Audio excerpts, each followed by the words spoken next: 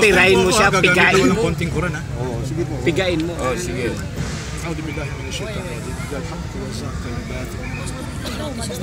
Alhamdulillah Rabbil Alamin. Ang lahat po ng paborit, pasasalamat ay kay Allah, ang Panginoon ng lahat ng ito. Ako po ay meron akong ipaparinig sa inyo mula sa Quran. Bago ko talakayin po yung sinasabi po niya. Ito bahagi po ng pagpapahayag po namin ng mensahe po ng Quran. Kapag ang tao ang babatayan niya ay Quran, magkakaisa po tayo. Walang pagtatalo mga Muslim. Na totoo nga si Propeta Muhammad ang huling sugo. Pag Quran ang pagbabatayan mo, pag Quran ang paniniwalaan mo, tiyak maniniwala ka si Muhammad ay sugo sa lahat ng tao. Anong batayan? Ang sabi po, babasahin ko lang po sa Arabic, tatagalogin po natin ng English. A'udhu billahi minash shaitanir rajim. Qul ayyuhan nasu inni rasulullahi ilaykum jami'an alladhi lahu mulkus samawati wal ard la ilaha illa huwa. Ang sabi po ng Quran, sabihin mo o Muhammad, sinabi ng Diyos, sabihin mo sa mga tao, o mga tao, tunay na ako ay sugo ni Allah sa lahat ng mga tao. Hindi lang sa Israel. Tama. Hindi lang sa Israel. At ang sabi niya, sa Kanya ang mga langit at lupa. Wala ng Diyos maliban sa Kanya. Ha? Malinaw eh. Kaya wala namang Muslim na magtatalo kung sugo nga si Propeta Muhammad. May nakita na ba kayo? Allahu Akbar! Kung ako halimbawa maniniwala sa Biblia, ha? Mayroon pa pala. Ang sabi po sa isang talata ng Quran, ha? Si Muhammad ay hindi ama ng isa sa mga kalalakihan ninyo, bagkus siya ang sugo ni Allah at ang pangwakas sa mga sugo. Khatamun Nabi. Wala nang ibang sugo maliban sa kanya. Allahu Akbar. Hanggang Day of Judgment siya ng sugo. Nagkakaisa ang mga taong sumasampalataya sa Quran na si Muhammad ang Khatamun Nabi. Wala nang ibang sugo. Kung ano ngayon, kung ako naniniwala sa Biblia halimbawa, katulad ng maraming Kristiyano naniniwala sa Biblia, maniniwala ka bang si Felix Manalo sugo ng Diyos? Base po sa binasa niya, iisa-isahin po natin mga kapatid. Biblia naman tayo, Biblia. Gagamit kayo ng isip mga kapatid. Ang sabi sa Quran, pag yung tao pinapasok sa impyerno, wakalu law kunna nasma'u aw na'qil ma kunna bi ashabis sa'ir. Kung kami lang sana'y nakinig at ginamit ang aming pag-iisip, wala sana kami ngayon sa naglalaglab na apoy ng impyerno. Basagin mo mamaya. Ngayon, tingnan natin. Ikaw ba pag naniwala kang si Felix Manalo ang sugo, ayon sa mga talatang binasa niya, tatanggapin mo ba si Felix Manalo sugo nga ng Diyos? Kung gagamitin mo, kukotin mo? Ako maniniwala kang sugo siya. Pag ikaw, tango ka lang ng tango. Kaya meron kang self-interest sa iglesia, may trabaho sa iglesia eh. With respect sa iglesia ni Cristo, tingnan nyo, unang binasa niya, sa natatandaan ko, ikinos ko siya, doon sa Apokalipsis 7:1 hanggang 3. Ha? Sabi doon sa 3, huwag ninyong pinsalain ng lupa. Tingnan nyo sa 1 kasi, si Felix Manalo raw ito. Kasi, sabi rito, pagkatapos ito'y nakakita ko ng 4 na anghel. 4? Yung isa doon, si Felix Manalo. Yung 3, hindi niya sinabi kung sino. May kinalaman to sa history, ginagamit nila. Pero huwag muna tayo pumunta ron. At nakita kong isa pang anghel na umakyat mula sa sikatan ng araw. So yung sikatan ng araw, Pilipinas daw yun. Okay. Nataglay ang tatak ng Diyos na buhay at siya'y sumisigaw ng may malakas na tinig sa 4 na anghel. Ba si Felix Manalo isang anghel? Sumisigaw doon sa 4 na anghel. Pag pinaliwanag nila kung sino yung 4 na anghel na yon sa history, dadagdagan ko yung sinabi niya kasi hindi nyo nasabi. Ayon sa history, ito raw si Lloyd George. Konting luwag, 10 minutes. Luwag. Si Clemens ng France, si 10 minutes Lloyd pa. George ng Britain, at si Orlando ng Italy, at saka si Wilson ng Amerika. Yung 4 na anghel na yon. Kinausap daw ni Manalo yun. Ang sabi daw ni Manalo, siya daw kasi isang anghel dito. Huwag ninyong pinsalain ng lupa. Meron bang sa history Meron ka bang dala-dala niyang ebidensya? Kinausap ni Manalo yung apat? Hoy! Itigil niyo gera. Kung gano'n sa history. Ang labo. At saka, noong 1914, hindi pa sumasali si Wilson ng Amerika sa World War I. History, kasi ginagamit nila yun eh. Kay Slovak, kay etc. sa history book. Anyway, ngayon, bakit ako hindi naniniwala si Manalo ito? Paano si Manalo ito? Si Manalo rin yung magtatatak. Basahin natin yung test, binasa niya eh, nakuryente siya doon. Sabi niya, at narinig ko ang bilang ng mga tinatakan.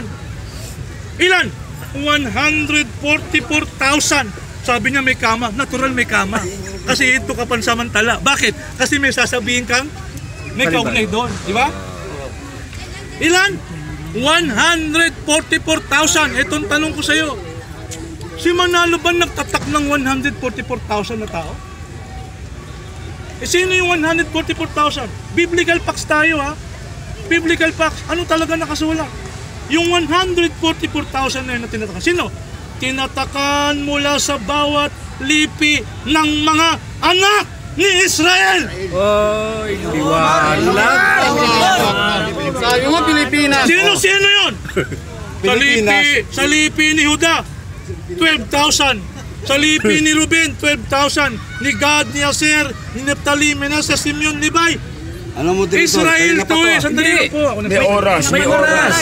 Israel ito eh. Kasi kuya, umanda ka. Maniniwala Mamaya, ako. pigain mo siya. Kung ito nakalagay, Pigain mo Ilocano, kung gusto mo pigain. Panggalatok, Kausug, Maranao, Bicolano, hindi naman eh. Sa lipi Ng Israel. ng Israel.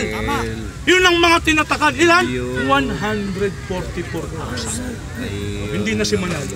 Eh kung kayo, mag-iisip kayo, talagang hindi kayo maniniwala sa Oh, 8 minutes. Okay. Minutes pa. Isa pa. Doon sa huling binasa niya, sa Isaias, kasi na kayo malakas ang boses. Ganun talaga, di ba?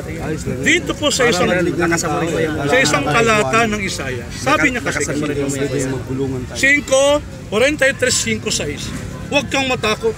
Kasi nung binasa ni Manalo to, nagkulong siya ng 3 gabi doon sa kwarto. Ang feeling niya, sa kausap, huwag kang matakot. Sapagkat ako'y kasama mo. Aking dadalhin ng iyong lahing Pilipino raw. Mula sa silangan. Hindi nila gagamitin to. Nagkamali siya. Nakuryente na naman siya. Kasi, ang ginagamit na opisyal ng Iglesia ni Cristo, for information po, no? Para maturuan po kayo ng Muslim. Yung pagdating po dyan, yung kay Mopat, kasi sa Mopat, nakaruktong yung par at saka is, malayong silangan. Ngayon, hindi ko lang dala ebidensya ko eh. Iglesia ni Cristo, inaamin, pagsilangan lang, tutuko yun sa Arabia. No? Pero hindi ng topic natin. Kaya lang, dito, malaman natin sino ba yung kausap ng Diyos ayon sa talatang ito. Itaas natin ng konti. Kasi alam mo, with all respect po, no, ang tingin ko sa Iglesia ni Cristo, tagpi-tagping mga talata, no? Sa tagpi-tagpi na yun, nakabuo ng reliyon. O, parang squatter, with all respect. Tagpi-tagpi. No? With all respect, no? Pinagpiyang yero, kumuha. Ganun ang nangyari. Kumuha ng konting talata, hindi kinuha yung context eh. Pero mo, panangaral nila, huwag kang matakot sapagkat ako'y kasama mo, aking dadalhin ng iyong lipi mula sa silangan, Pilipinas yun. Titipunin kita mula sa kanluran. Dadalhin daw sa Amerika, sa Jerusalem. Aking sasabihin sa ilaga, hayaan mo, ang sa timog, huwag mong pipigilin. Dalhin mo rito ang aking mga anak na lalaki na malayo, nagmula. Yun daw yun, sabi ni Felix Manalo, sabi ng aral nila, kausap daw ng Diyos, si Felix Manalo, inutusan, dalhin daw yung lahi niya mula sa silangan o malayong silangan Pilipinas, pinapadala ng Diyos doon sa Jerusalem, pabalik doon. Yung lahi daw ni Felix Manalo. Yung bang sinabi sa Biblia? Kaya sabi ko, taas nga ninyo yung pagbasa. Nakuryente na naman siya ng 1,000 volts. Pero hindi siya natinag. Okay. Sabi ko rito. Ano niya lang yun? Basahin ho natin ng konti. Taas lang natin ng konti. Ayan ang ano sa akin. Binasa niya 5:6. Itaas lang natin yung talata. Taas na. Ha? Saan yun? 43. 43 pa. 43. Ha? 5 minutes. Ngunit ngayon ganito ang sabi ng Panginoon. Siya na lumalang sa iyo, O Jacob. Jacob eh! Siya na naganyo sa iyo, O Israel! Israel eh! Hindi naman sinabi, Ako na lumalang sa'yo, o Felix! May ko isugo. Siya na nag-anyo sa'yo, o Manalo! Hindi naman ganun eh. Akob na naman. Pinagluluko nyo kami niyan eh, pambira naman kayo. Eh kahit bata pumasa nito eh. Halimbawa assignment, sino yung kinakausap ng Diyos ayon sa 40 test ng Isaias? Nako, kahit bata pa sagutin mo, si Jacob sigurado ko sasagutin. Ha? Bakit? In the word na sinabi mong si Manalo ito, ang hirap-hirap ngayon ng katayuan mo, kapatid. Ang hirap-hirap. Paano mo babasagin mamaya? Oh, hindi wala sa context eh. Napakahirap mong patunayan si Felix Manalo ang kausap. Kasi may nakalagay kung sino ang kinausap. Sino kinausap? Si ako. Ipitin mo siya Siya. mamaya. Kung Ha? kaya mo. Oh, doon. Binasa niya pa isa. Ilang oras? Meron pa pala. Mga 3 minuto. Mga 3 minuto pa, Ustad. Minuto na 3 minuto pa. Pati yung 46 ng Isaias, binasa niya. Alam mo, may problema na naman siya. Ang laki-laki ng problema mo, kapatid. Alam mo, ewan ko lang, maliban na lang, oh. Huwag kayong magagalit. Maliban na lang, napakabobo nyo talaga. Ay, maniniwala kayo sa kanya. Ha? Yun na nyo. Sa Yan. 46 ng Isaias, 46. na tumatawag ng ibong mandaragit, si Felix Manalo na naman. Basahin mo yung susunod na talata. Anong sabi? Aking inilalapit ang aking katwiran, hindi ito malayo, at ang aking pagliligtas ay hindi magtatagal, at aking ilalagay ang kaligtasan sa Sion para sa Israel, Israel. na aking kaluwalhatian. Israel na naman. Israel na naman. Hindi na naman Pilipino. Bakit naman anak ko? Ngayon, ilang minuto na lang, kasamang telepono.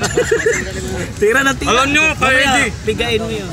hindi ko lang napapatunayan si Muhammad ay sugo ayon sa Quran. Ha? Pati sa Biblia. Pangalan niya nasa Biblia. Allahu Akbar! Itindigan ko sino Allahu Akbar! Allahu Akbar. Patutunayan ko si Muhammad ay nasa Biblia. Ayun. Pangalan nasa Biblia. Ayun. Si Felix Manalo. Mr. Rashid, Hey. huwag kang mga hamon ng tagalabas Opo. dahil may kaharap ka naman kasi pinangkarap. Tama. Except lang po. Bakit po? Nabasa po ako ng isang talata. Pakinggan po ninyo. Songs of Solomon, chapter 5, verse 16. Babasahin ko sa Hebrew. Oh, tingnan nyo sa internet, baka sabihin nyo, binubola ko kayo. Ang sabi dito, Ikumamitakim wikullu Muhammadim sedudi wazahre benye Jerusalem. Muhammadim nandun eh. Ang sabi, his mouth is most sweet, sabi ni Solomon. He is altogether lovely. Doon sa New International Version, ha? Altogether lovely ang sinabi sa kanya. Oh. Yung Muhammadim sa Hebrew, Muhammad sa Arabic. Napakalinaw eh. Pati pangalan, hindi ka talaga makatitindig sa Muslim. Ilang minuto na lang. Time. Closing remarks Palagay ko siguro. panahon na para mag-relax-relax sa muna. Pigay.